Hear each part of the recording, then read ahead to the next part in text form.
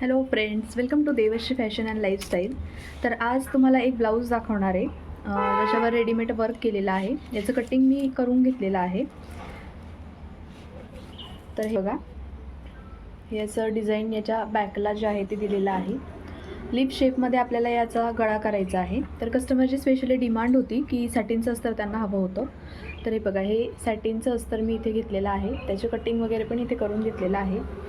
तर जेव्हा तुम्ही सॅटिनचं अस्तर लावता तेव्हा त्याला तुम्ही कॉटनचं अस्तरसुद्धा लावा.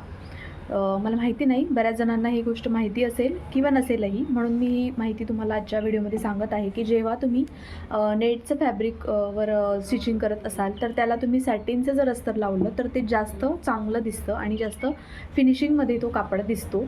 आणि जेव्हा तुम्ही सॅटिनचं अस्तर लावता तेव्हा हे बघा, इथे कपड्याची शायनिंग किती छान दिसत आहे. आणि दुसऱ्याला मी तुम्हाला कॉटन अस्तरसुद्धा ठेवून दाखवते, त्याची शायनिंग आणि त्याची फिनिशिंगमध्ये किती फरक असतो ते सुद्धा दाखवते. तर हे बघा, इथं हे कॉटन अस्तर आहे, तर शायनिंगमध्ये खूप फरक पडतो. आता अजून एक पॉईंट मला इथं तुम्हाला सांगायचं आहे की जेव्हा तुम्ही सॅटिनचं अस्तर लावता तेव्हा आधी तुम्ही त्याला कॉटनचं अस्तर अटॅच करायचं आहे अशा पद्धतीने.